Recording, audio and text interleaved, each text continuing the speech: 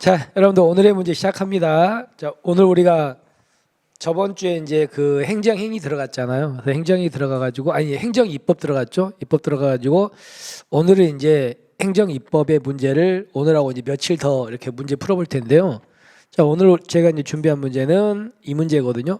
행정입법인데 행정입법에 대한 설명으로 옳은 것은 모두 몇 개인가 이렇게 돼 있죠. 자, 문제 지금부터 하나씩 뜯어봅시다. 첫 번째가 헌법이 인정하는 위임입법. 자, 위임입법이라는 게 뭘 말하냐면 이거는요 법규명령을 말해요. 무슨 얘기냐면 자, 우리가 법률에서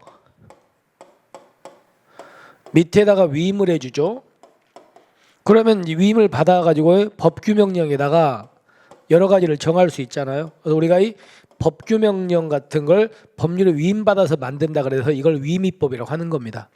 그런데 우리 헌법 있죠. 최고법은 헌법이 인정하는 이 법규명령 위임입법에는 어떤 것들이 있냐면요. 헌법이 있는 게 첫 번째가 대통령령이 있어요.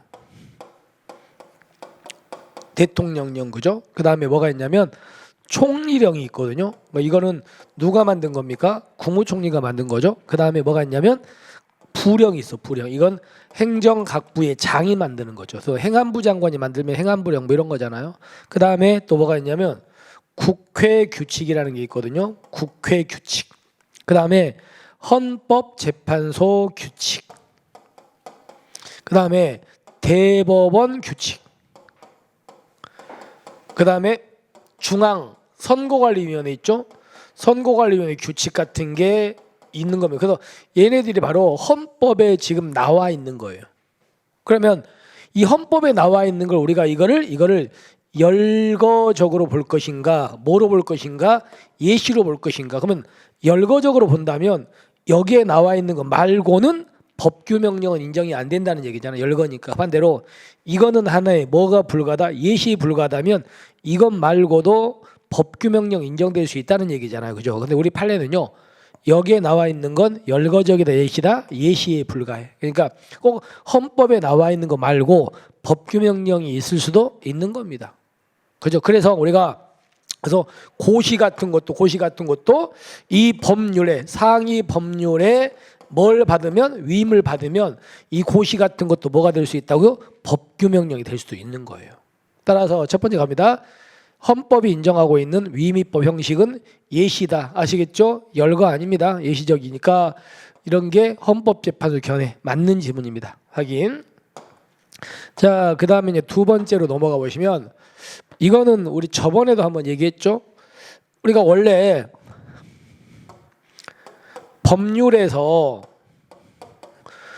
법규명령한테 위임을 해줄 때는 우리 한계가 있었죠. 그래서 우리가 저번에도 했던 거 전, 포, 재, 벌이라는 이런 한계를 지켜야 되냐는 거죠.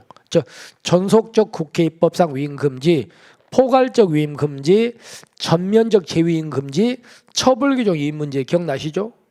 근데 법률이 공법적 단체의 정관에다가 그 단체의 자치법적인 사항을 위임합니다.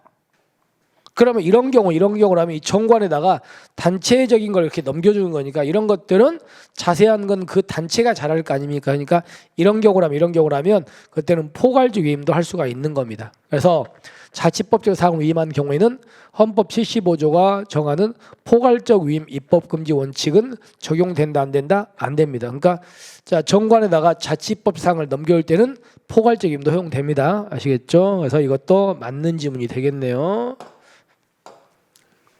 자, 세 번째. 아까도 얘기했죠.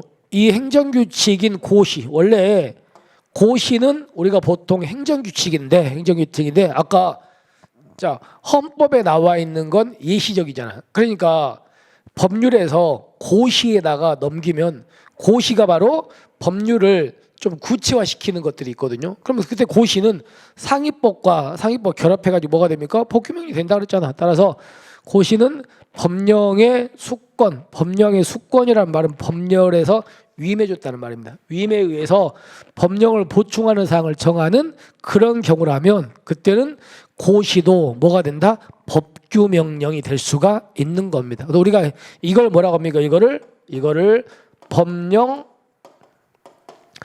보충 규칙이라고 하잖아요. 보충 규칙. 다른 말로 얘가 형식은 뭔데 행정 규칙의 형식인데 내용 있죠.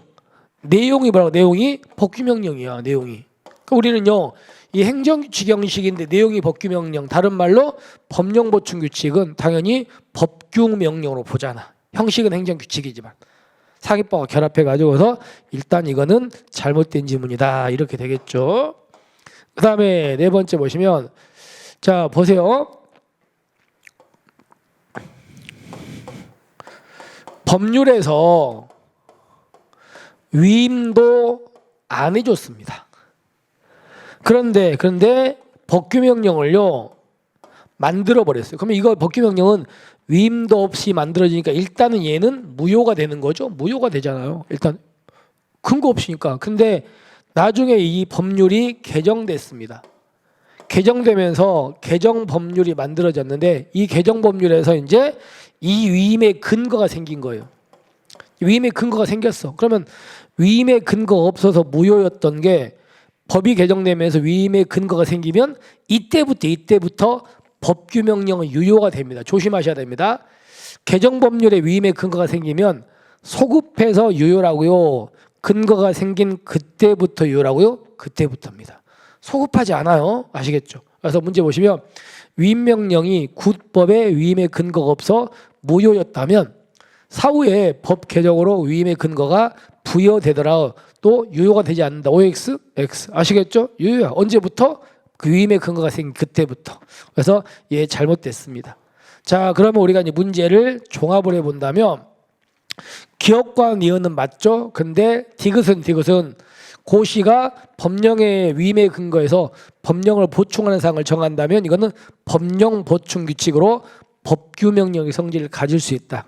그 다음에 위임명령에 구법의 위임의 근거가 없어 무효였다면 사후에 법 개정으로 위임의 근거가 세더라도 유효가 되지 않는다. 아니다.